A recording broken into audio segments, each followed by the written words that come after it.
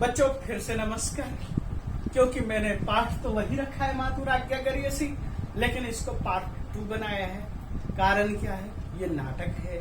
नाटक भी हम आज से 2000 साल पहले, 2100-2200 साल पहले महाकवि भास जो संस्कृत के आदि कवि हैं, उसके विचारों को आपके सामने उपस्थित कर रहे हैं।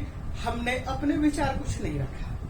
आपको यदि वहां पर ऐसा भी कभी महसूस होता है कि सर ने शुल्क लेने की बात कही, यानी कि राजा दशरथ ने शुल्क के रूप में, यानी एक स्त्री के लिए अपने राज्य को भी एक तरह से राज सिंह के हाथों बेच दिया, यदि मैं ये बात आपके सामने रख रहा हूं तो ये मेरी बात नहीं है, बल्कि महाकवि भास की बात है और अन्य प्राचीन अनेक लोगों की इस तरह की अवधारणा है।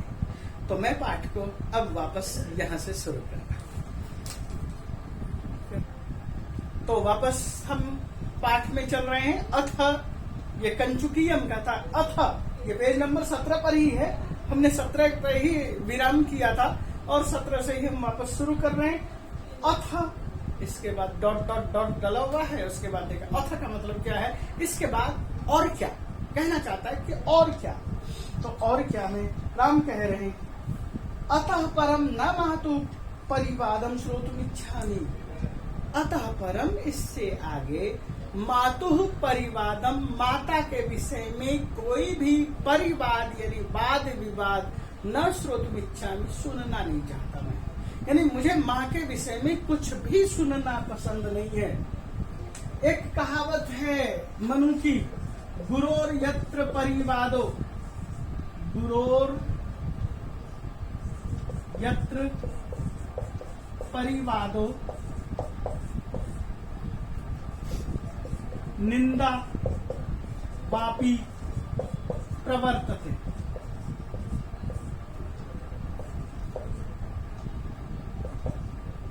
कर्णौ तत्र विधाय दूरम व्रजेत, इस तरह का भाव है। जहां पर गुरु का परिवार चल रहा है, गुरु के विषय में निंदाजनक कोई भी बात है या निंदा हो रही है, उस जगह से चल देना चाहिए। और माता तो गुरु है। माता कैसी गुरु है? 100 गुरु के बराबर एक उपाध्याय, 1000 उपाध्याय, 10 गुरु के बराबर एक उपाध्याय, 10 उपाध्याय के बराबर एक माता और 100 माता के बराबर एक पिता। तो इस तरह से ये गुरु से तात्पर्य केवल वही नहीं है जो कि हमें पढ़ाता है। गुरु, उपाध्याय, आचार्य, मूलतः ज्ञान देने वाले आचार्य और उपाध्याय होते हैं। गुरु आपके घरों में जाकर के कुछ अभिषेक संस्कार आदि कराने वाले लोगों को ही कहा जाता था पुराने टाइम में। और इसकी आज के दौर में बहुत सारी व्याख्या कर लेते हैं। गु मतलब अंधकार, रु मतलब प्रकाश, और इन सब का एक गलत मीनिंग है, ये उचित भी नहीं है। तो गुरु, उपाध्याय, आचार्य जो कि चारों वेदों को पढ़ाने वाले थे, अपने आश्रम में रखकर पढ़ाने वाले होते थे, उन सबसे ऊपर माता का स्थान दिया है और माता के बाद पिता का स्थान दिया है। तो इसलिए मैंने कहा गुरु का मतलब जो गणनीय है, गरिष्ठ है, वरिष्ठ है, वो हम गुरु से तात्पर्य ले रहे हैं। तो जहां पर भी गुरु का यानी कि हमारे पूर्वजों का परिवाद है, मैं उस परिवाद को सुनना नहीं चाहता। महाराजस्य वृत्तांतस्तावत्, तो तब तक पहले महाराज के वृत्तांत को अभिधीयताम बताइए। महाराज का क्या समाचार है उसे बोलो। अभिधीयताम, कथ्यताम, कथयतु, उच्चार्यताम, वदतु। तो ततस्तावत्, ततस्तद इदानीं, तो उनकी क्या दशा है? इदानीं यह सुनो। शोकात, शोक से, अवचनात्, बिना कुछ कहे, राज्ञा राजा ने हस्ते नैव हाथ से ही विसर्जित मुझे वहां से विदा कर दिया। मैं राजा के पास था, राजा ने मुंह से कुछ नहीं कहा। क्यों? वह शोक से संतप्त है। शोक की वजह से अवचनात् बिना कुछ वचन कहे, न वचनात् अवचनात् बिना कुछ बोले ही राज्ञा राजा के द्वारा हस्ते नैव विसर्जित चले जाओ, हाथ से ही इशारा कर दिया, निवारित कर दिया, जा। तात्पर्य क्या है? राजा ने मुंह नहीं खोला क्योंकि वह शोक सागर में डूबा हुआ था। किम अभिमतम मन्ये मोहम च नृपतिर्गतम। किम अभिमतम मन्ये, मैं क्या इस विषय में कुछ कह सकता हूँ? किम अहम अभिमतम मन्ये, मैं इस विषय में क्या अपना मत रखूं? मोहम च नृपतिर्गत, और राजा जो है मोह को प्राप्त हो गए हैं। राजा मोह में डूबे हुए हैं। किस मोह में डूबे हुए? पुत्र मोह में डूबे हुए। एक तरफ पुत्र का मोह है और एक पत्नी को दिया हुआ वचन का मोह है, और पत्नी के भी पिता को दिया हुआ वचन है, जिसको पूरा करने के लिए अयोध्या में युधाजीत उपस्थित है और भरत को ननिहाल में रखा हुआ है। कथम मोहमुपगत, ये मोह कैसे हुआ? कथम मोहमुपगत, मोह कैसे प्राप्त हुआ? नैपथ्य, पर्दे के पीछे, पर्दा का लिए प्रयोग करते हैं यवनिका। यवनिका के बैक में पीछे नैपथ्य, ये शब्द नाटकों में प्रयोग होते हैं। यवनिका पात, पर्दा गिरता है, यवनिकोत्थान, यवनिका ऊपर उठता है। कथम मोहमुपगतः, कैसे मोह प्राप्त हुआ? क्यों मोह हो गया? यदि न सहसे राज्यो मोहम, यदि राजा के मोह को सह नहीं सकते, धनुष पृष, धनुष पकड़ लो, माम दया मत करो। ये पर्दे के पीछे कहा जा रहा है।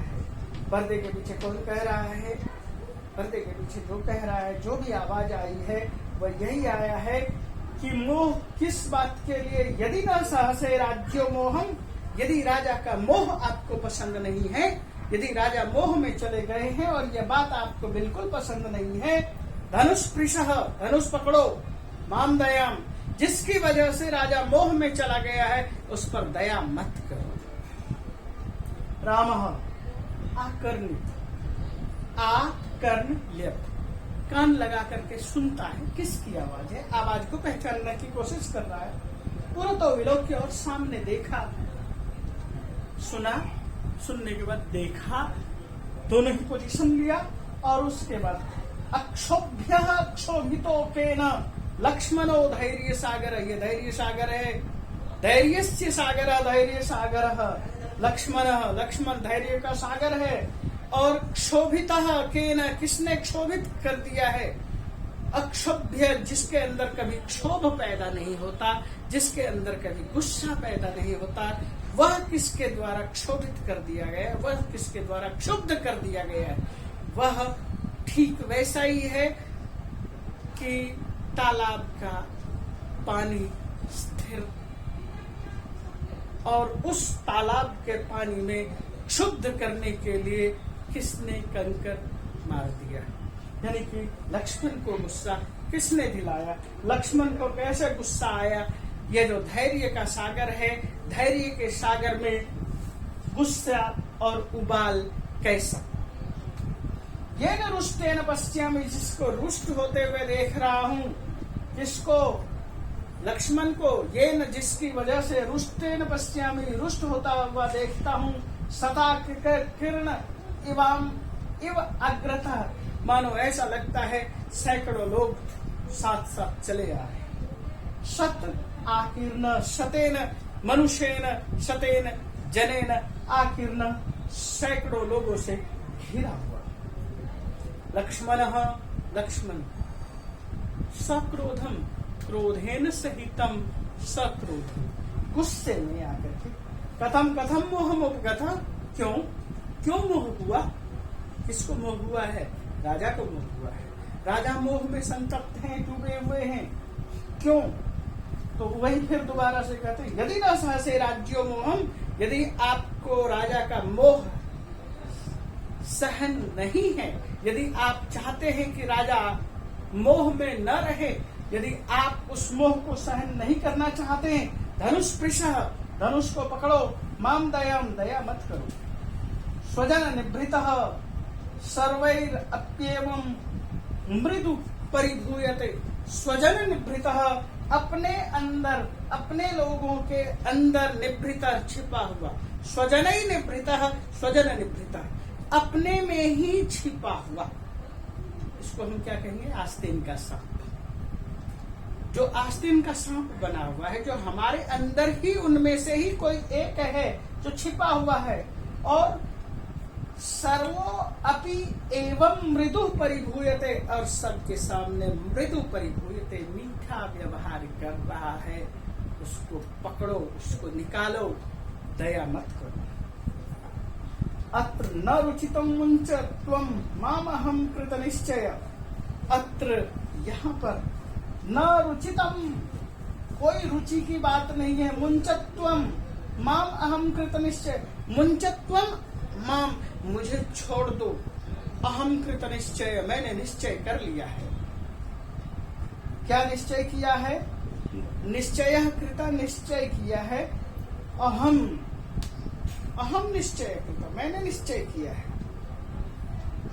और त्वम माम मुंच, तुम मुझे छोड़ो, रुचितम न, यहाँ पर जो भी कुछ है वह उचित नहीं है।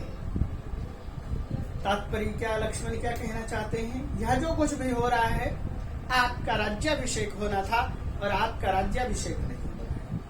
हो क्या रहा है? पिता का मोह दिखाई दे रहा है। पिता मोह में क्यों है? क्योंकि महारानी की वजह से मोह में है, और महारानी चाहती है कि भरत का राज्याभिषेक हो और हम सब कई देश जाकर के वहीं पर भरत का राज्याभिषेक कर लें। क्यों? वहीं पर क्यों? उसको यहाँ पर बुलाकर क्यों नहीं? तो उन्हें लगता है कोई न कोई षड्यंत्रकारी भरत पर हमला कर सकता है, क्योंकि भरत सदैव कई में रहता है, वहां की प्रजा भरत से पूर्णतः परिचित नहीं। तो इसलिए वो कहते हैं कि मैंने निश्चय किया है। लक्ष्मण ने क्या निश्चय किया है? युवती रहितम लोकम कर्तुम यतश्छलिता वयम, यतः जिसके द्वारा छलिता वयम, हम छले गए हैं। ऐसे स्त्री को युवती रहितम लोकम कर्तुम इच्छा में, इस दुनिया को मैं युवतियों से रहित कर देना चाहता हूँ। आप देखिए कभी फिल्मों में, बहुत सारे फिल्मों में इस तरह के डायलॉग मिलेंगे, मैं दुनिया में आग लगा दूंगा, मैं दुनिया जलाकर नष्ट कर दूंगा। ये भाव कहाँ से पैदा हुआ? ये भास से पैदा हुआ। भास क्या कह रहे हैं? इस दुनिया को औरतों से रहित कर दूंगा। ये जो प्राचीन आधुनिक डायलॉग्स हैं, प्राचीन डायलॉग से, प्राचीन संवाद से प्रेरित है। तो लक्ष्मण कहते हैं मैंने निश्चय कर लिया है कि लोकम, इस दुनिया में स्त्री रहितम कर, स्त्री युवती रहितम, युवती रहित कर तुम कर देने के लिए, इस दुनिया को युवतियों से रहित कर देने के लिए। और ये परंपरा कहाँ से आई? परशुराम ने परंपरा डाली, लोकम क्षत्रिय रहितम कर तुम, लोक को क्षत्रियों से रहित कर दूंगा। पर क्षत्रियों से रहित कर रहा था, यहाँ युवती से रहित कर रहे, और आज डायलॉग बोलते हैं मैं दुनिया में आग लगा दूंगा। तो यह श्लोक मुझे लगता है आपको सबको समझ में आ गया होगा। यतश्छलिता वयम, किस लिए ऐसा करना चाहता है वो? क्योंकि छलिता वयम, हम सारे के सारे छले गए हैं। किसके द्वारा? तया, कया, कैकय्या, भवत्या कैकय्या, जो स्टार्टिंग में पॉइंट आया था, भवती कैकयी के द्वारा तो हम उसी चीज को लेकर के प्रसंग के साथ चलते रहेंगे। आगे कहते हैं, सीता कहती है, आर्यपुत्र रोदितव्ये काले सौमित्रिणा धनुर्गृहीतम। हे आर्य, आर्य किसके लिए प्रयोग हुआ? प्राण के लिए। जब भी कोई भी महिला पुरुष से संबोधन करती है तो आर्यपुत्र कहते हैं। आर्यपुत्र का मतलब होता है, आर्य का मतलब श्रेष्ठ, आर्यपुत्र का मतलब श्रेष्ठ पुत्र। रोदितव्य काले, रोदितव्य है, रुद धातु है, तव्य प्रत्यय है और सप्तमी विभक्ति एक वचन है। रोदितव्य काले, रोने के समय में, सौमित्रिणा, सुमित्रा के पुत्र ने, धनुर्गृहीतम, धनुष पकड़ लिया है। यह तो विलाप का समय है, पिता मोह में है, उनके मोह के समय में हमें उस विलाप में सहयोगी होना चाहिए। वह रो रहे हैं तो हमें भी उनके साथ बैठकर रोदन करना चाहिए। और सुमित्रा का पुत्र सौमित्र धनुष पकड़े हुए, धनुष पकड़ लिया है। अपूर्व खलु अयम आयास, यह जो आयास है, यह जो प्रयत्न है, अपूर्व है, अद्भुत है। सुमित्रा नंदन के द्वारा यह किया जाने वाला कृत्य सुकृत्य नहीं कहा जा सकता, यह कुकृत्य होता चला जा रहा है। राम कहते, सुमित्रा माता किमिदम, हे सुमित्रा बाट के बेटे क्या बात है? लक्ष्मण कहते, कथम कथम किमिदम नाम, क्या बात है? कथम, क्यों ऐसा नाम लिया? क्रम प्राप्ते गते राज्ये भुवि शोच्यासने नृपे इदानीमपि संदेह किं क्षमा निर्मनस्विता। क्रमे गते क्रमात् आगते, क्रम प्राप्ते हृते राज्ये, राज्य का हरण कर लिया। क्रम क्या था? पुत्र का राज्याभिषेक। किस पुत्र का? बड़े पुत्र का। बड़ा पुत्र कौन? राम का। जो क्रम से पिता के बाद जो है राजगद्दी पर बैठना है, वो राम को बैठना है। आपका क्रम आया। क्रमे प्राप्ते, क्रम प्राप्त होने पर हृदय राज्य, राज्य का अपहरण हो गया। भुवि शोच्य माने नृपे, और भुवि धरती पर नृपे शोच्य माने राजा के द्वारा शोकाकुल होने पर, शोच्यमान शोकाकुल होने पर, इदानीमपि संदेह, ऐसी अवस्था होने पर भी संदेह। कोई संदेह है क्या? किम संदेह, क्या संदेह है? ऐसी अवस्था में क्या संदेह कर रहे हैं हम पर? किम क्षमा निर्मनस्विता, ये जो मनस्विता है, क्षमा जो है, क्या यहाँ हमें क्षमा करनी चाहिए? ये मनस्वी जन का काम है क्या? मनस्वी लोग, मनन करने वाले लोग, चिंतन करने वाले लोगों के द्वारा यह कृत्य कहा जाएगा क्या? क्या मनस्वी लोग बाद में जब विचार करेंगे, चिंतन करेंगे, क्या हमें उचित ठहराएंगे कि हमारा राज्य हमारे से छीना गया और राजा धरती पर व्याकुल पड़ा हुआ है और उसके बाद हम उन्हें क्षमा कर रहे हैं? क्या हमारे निर्णय को समाज, लोग, दुनिया उचित मानेगी?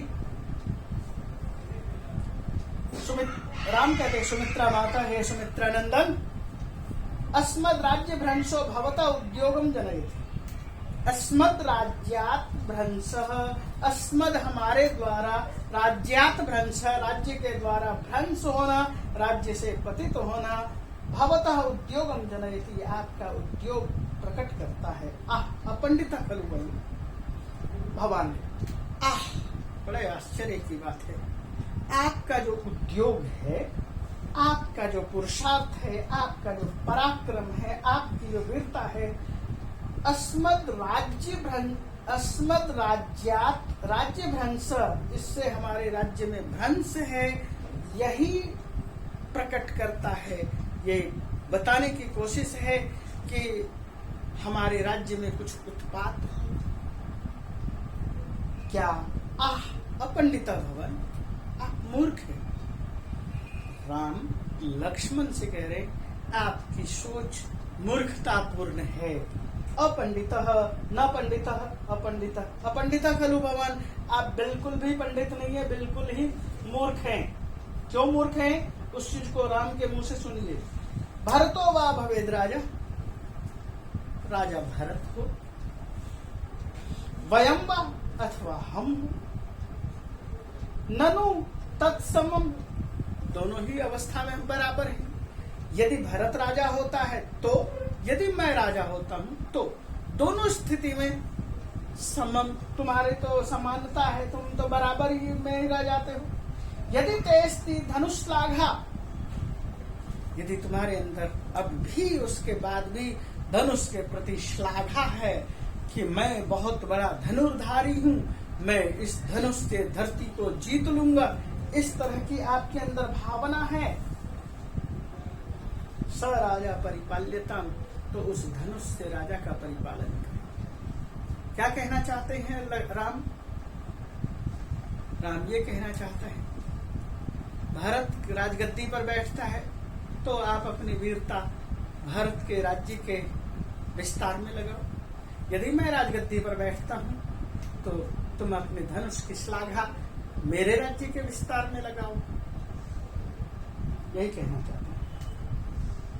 तो स राजा परिपाल्यता, तो आपको क्या करना है? राजा का परिपालन करना है। लक्ष्मण न शक्नोमि रोषम धारयितुम, मैं अपने गुस्से को, जो मेरे अंदर आया हुआ है गुस्सा है, मेरे अंदर आया हुआ उबाल है, न रोषम धारयितुम शक्नोमि, मैं इस गुस्से को संभाल नहीं पा रहा हूं। भवतु भवतु गच्छामस्तावत्, ठीक है, मैं यहाँ से चला जाता हूँ, मुझे बहुत गुस्सा आ रहा है, मैं यहाँ से जा रहा हूँ। यही कहना, गच्छामस्तावत्, हम जाते हैं। यहाँ पर अहम गच्छामि नहीं कह रहे, हम जाते हैं। जब आदमी को गुस्सा होता है, एक वचन बहुवचन में बदल जाता है। कई स्थानों पर आप देखेंगे जो कि उड़िया बोलते हैं, और जब आपस में झगड़ा करते हैं, बंगाली बोलते हैं, आपस में झगड़ा करते हैं, हिंदी में आ जाते हैं, फिर झगड़ा खत्म होते, फिर वो अपनी मातृभाषा में आ जाते हैं। तो यहाँ पर भी एक वचन और बहुवचन में अंतर उसी हिसाब से आ गया कि हम यहाँ ठहर नहीं सकते, हमें गुस्सा बहुत है, हम गुस्सा को संभाल नहीं पा रहे। त्रैलोक्यम दग्धु कामो में कामो, राम कहते हैं त्रैलोक्यम दग्धु कामम, तीनों लोगों को, त्रिषु लोकेषु दग्धु कामः त्रैलोक्यम, तीनों लोगों को जला देने की इच्छा से ही ललाट पुट संस्थिता, ललाट माथे के पुट पर संस्थिता ठहरी हुई। क्या गुस्सा, और क्या कहते हैं भ्रिकुटिर लक्ष्मण चैव, और ये जो भौएं हैं ये टेढ़ी हो गई है, लक्ष्मण की, ऐसा भ्रिकुटी लक्ष्मणस्य, और ये जो भौएं हैं लक्ष्मण की टेढ़ी हो गई है। व्यवस्थिता नियति, भाग्य की तरह से ही व्यवस्थित हो गई है। हम किस व्यवस्था की तरफ जा रहे हैं? हम नियति की तरफ जा रहे हैं। पता नहीं नियति क्या कराना चाहती है। लक्ष्मण का निर्णय उस नियति की तरफ जा रहा है। सुमित्रा माता इतस्तावत, ठीक है, ए सुमित्रा के पुत्र लक्ष्मण इधर। अब पहले उसे गुस्सा था, उसने जाने दिया। अब लक्ष्मण को राम ने पुनः बुलाया। क्यों बुलाया? वह राम बड़ा है, वह समझा सकता है, वह अपने तर्कों से लक्ष्मण को मना सकता है। और क्या मना रहे हैं उस चीज को देखिए। आर्य अयमस्मि, श्रेष्ठ है श्रीमान भाई, मैं यहाँ बोलो। भवतः स्थैर्यम उत्पादयता, आपके अंदर स्थिरता पैदा करने के लिए, स्थैर्यम स्थिरता, आपके अंदर जो गुस्सा था, गुस्से की उबाल थी, उसको ठंडा करने के लिए आप थोड़ा सा स्थिर हो जाए, उसके अंदर स्थिरता लाने के लिए ही मया एवं अभिहितम, मैंने ऐसा कहा। क्या कहा? मैं राजगद्दी पर बैठूं या भरत राजगद्दी पर बैठे, क्या हानि? यही बात तो हमने इतिहास में देखा है। अनेक जाति के लोग केवल मजदूर थे, वो कहते कोई भी राजा हो हमें क्या। इसलिए विदेशी लोग आते थे, हमारे देश के राजा पर आक्रमण करते थे और हमारे राजा पराजित हो जाते थे। हमें कई बार बड़ा अफसोस होता है, लॉर्ड क्लाइव 350 सैनिक के साथ जाकर 14,000 सैनिक वाले उस सम्राट को हरा देता है। कर्नाटक में युद्ध हुआ। कर्नाटक के युद्ध को क्या कहा जाता है? डुप्ले के द्वारा जो स्थापित युद्ध था, और वहां पर भी कुछ इसी तरह का था कि कुछ ही सैनिकों के द्वारा एक बड़ी सेना को हराया गया। तो मेरा कहने का मतलब यही है, डुप्ले की जो नीति आती है तो उसमें कुछ इसी तरह की बातें आती है। बाहर से लोग आते थे, शक आए, हुन आए, कुषाण आए, मुगल आए, जितने भी लोग आए वे यहाँ के राजाओं को पराजित करते चले गए। क्यों पराजित करते चले गए? हमारे राजा क्या कायर थे, या हमारे राजाओं में वीरता नाम की कोई चीज नहीं थी? यदि होगी भी तो वो कायर थे। कैसे कायर थे? उसी चीज को यहाँ पर ये कह रहे हैं कि आपके अंदर गुस्सा था, हमने उस चीज का निवारण किया और उस चीज को हम आगे बताना चाह रहे हैं। उच्चताम इदानीम, में अब सुनो, मैं आज जो कुछ मैंने कहा कि राम गद्दी पर बैठे या भरत गद्दी पर बैठे क्या फर्क पड़ता तुम्हें? तुम्हें अपने धनुष की श्लाघा दिखानी है, दिखाओ, राजा की रक्षा करो। तो मैंने उस समय आपको ऐसा कहा। सुनो मेरी बात, हम क्या कहना चाहते हैं। ताते धनुर्न मई सत्यम अवेक्ष्यमाणे मुंचानि मातरि शरं सुधनम हरन्त्याम दोषे सुबाह्यम अनुजम भरतम हनानि किम रोशनाय रुचिरम त्रिषु पातकेषु। ये 3 पातक बता रहे हैं, 3 पाप बता रहे हैं, 3 कर्म बता रहे हैं। किस तरह के कर्म हैं उस चीज को ध्यान देना। तो वो ये बताने की कोशिश की जा रही है कि 3 पातक है, 3 पाप हैं। वो 3 पाप कौन से हैं? वो 3 पाप हैं। ताते धनुर्न मई सत्यम अवेक्ष्यमाणे। सत्यम अवेक्ष्यमाणे, सत्य की तरफ सत्य को नजरअंदाज करके। ताते धनु, पिता के ऊपर धनुष उठा लूं।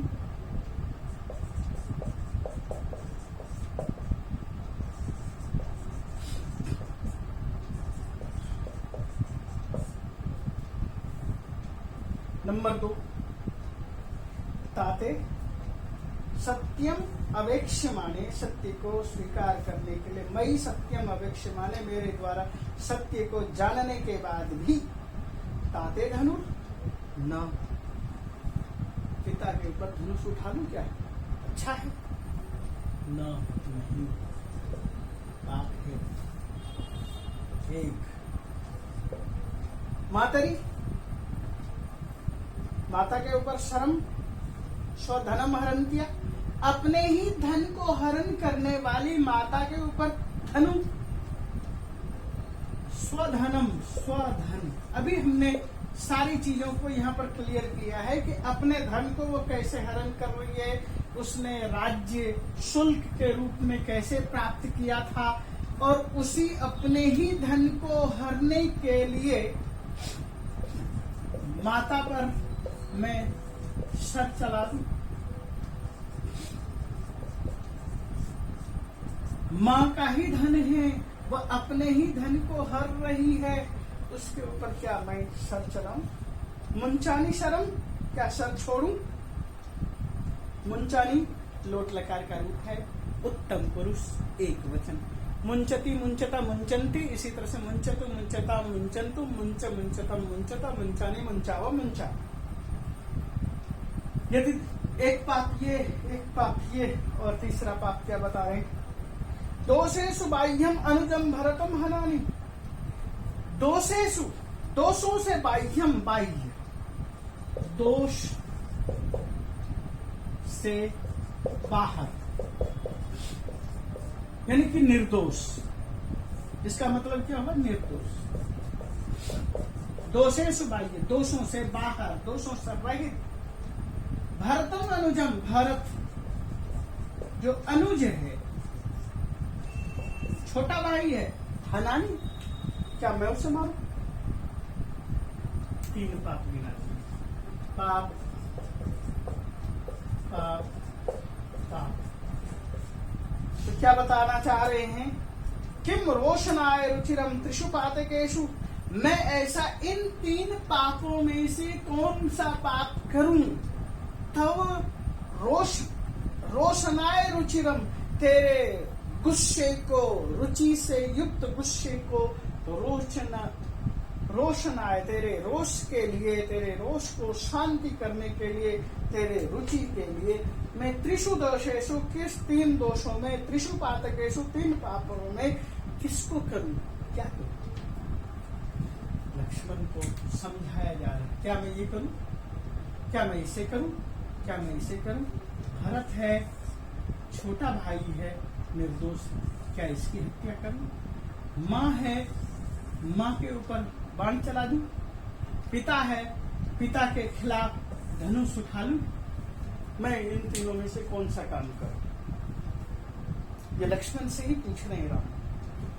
क्यों? क्योंकि उसका गुस्सा थोड़ा सा शांत हुआ है, इसलिए लक्ष्मण कहता है सवास्तम, वाष्पेन सहितम, सवास्तम, आंख से झरझर पानी बरसाते हुए, आंसू बरसाते हुए, हाय धिक्कार है, अस्मन अविज्ञान,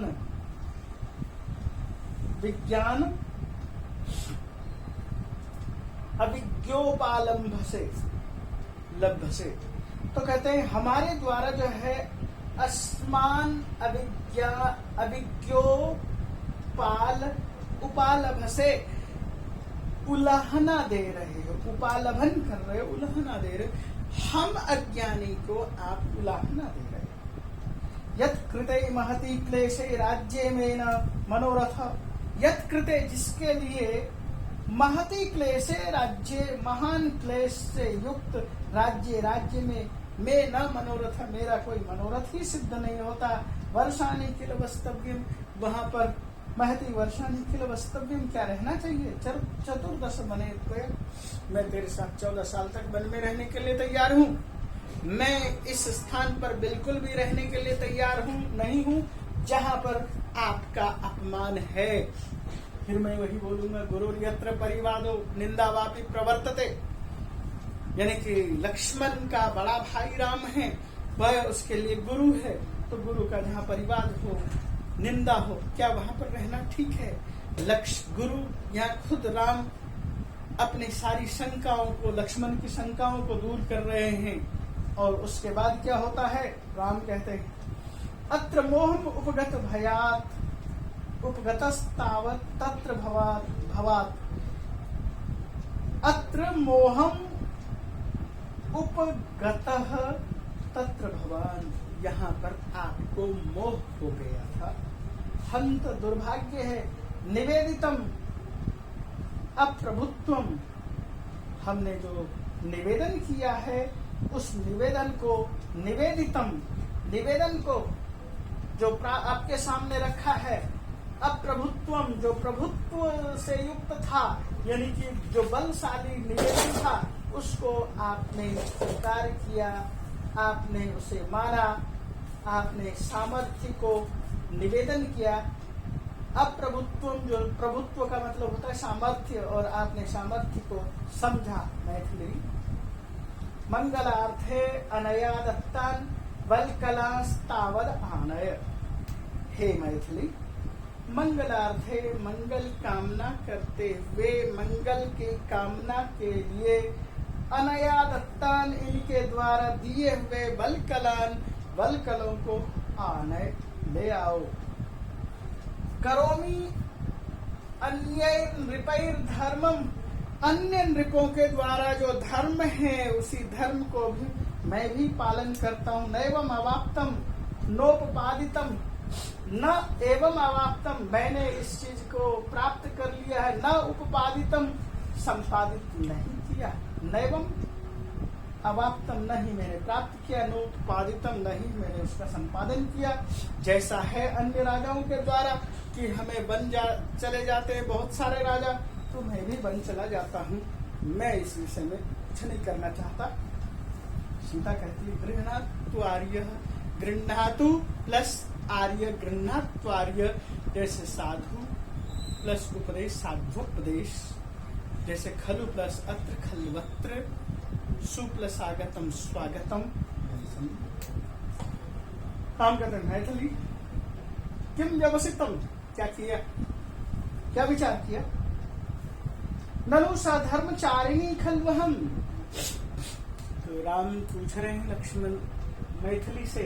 मैथिली का मतलब क्या है, मिथिला। मैंने पहले ही कहा मिथिला जगह का नाम है। हे मैथिली यानी कि मिथिला की पुत्री मैथिली यानी हे सीते। किम व्यवसितम, आपका क्या काम है, आप क्या चाहते हैं, आपने क्या विचार किया है। ननु सहधर्मचारिणी खलवहम, सीता कहती ननु निश्चित रूप से, अहम सहधर्मचारिणी, मैं तो आपके साथ हर कदम पर चलने के लिए तैयार हूँ। सहधर्मचारिणी, सहधर्मिणी हूँ।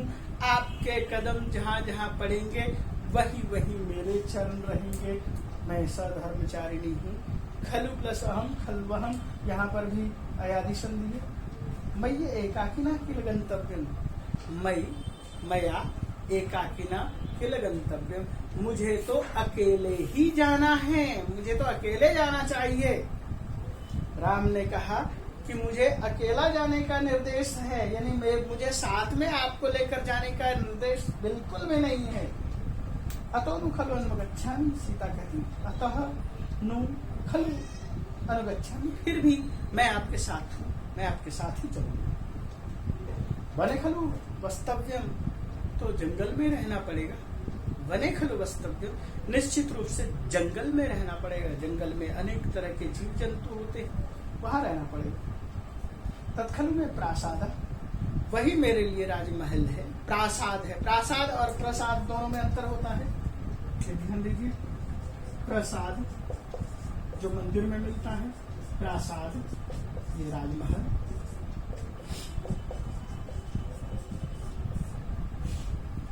तो यही मेरे लिए प्रासाद है। तो उसके बाद भी अभी कुछ बातें रह रही है। राम कहते हैं स्वश्रु स्वसुर शुश्रूषापि च ते निवर्तयितव्या। श्वश्रु ससुर, सास और ससुर की शुश्रूषा सेवा शुश्रूषा भी निवर्तयितव्या, उसे भी करना चाहिए। तुम्हें तो सास ससुर की सेवा करनी चाहिए। तो वो क्या कहना चाहते हैं, एनाम उद्देश्य देवतानां प्रणाम क्रियते। ये जो सास ससुर की सेवा है, इसके लिए मैं देवताओं को नमस्कार करती हूँ, देवताओं के ऊपर छोड़ती हूँ कि देवता ये देव मेरे सास ससुर की देखभाल करें। लक्ष्मण वार्यतामियम, हे लक्ष्मण देखो क्या कह रही है, इसे रोको। वार्यतामियम, इसे रोको, ये बहुत बड़ी बात कह रही है। तो लक्ष्मण क्या कहते हैं, आर्य नोत्सहे श्लाघनीय काले वारयितुम अत्र भवति, अत्र भवति, मैं इनको इस प्रशंसनीय काल में, श्लाघनीय काल में, वारयितुम रोकने में, नोत्सहे मैं समर्थ नहीं। तो लक्ष्मण क्या कहते हैं, मैं सीता को किसी भी कीमत पर रोकने में समर्थ नहीं हूँ। सीता सहधर्मचारिणी है, वह आपके साथ चलेगी। मैं उनके विषय में एक भी शब्द बोलने के लिए हिम्मतवान नहीं हूँ, उत्साह मेरे अंदर नहीं है। इस तरह से यह पाठ यहाँ खत्म होता है। हम इस पाठ में आने वाले चीजों को, और कोई चीज होगी डिस्कस कर सकते हैं। आप मुझसे फोन पर भी बात करके इन बातों को पूछ सकते हैं कि क्या करना है इस पाठ में, क्या चीज पूछना है, क्या नहीं पूछना है। और छोटे छोटे प्रश्न हैं, छोटे छोटे प्रश्न होंगे, मैं पैराग्राफ बाय पैराग्राफ उन प्रश्नों को भी ऑनलाइन क्लियर करूंगा। धन्यवाद।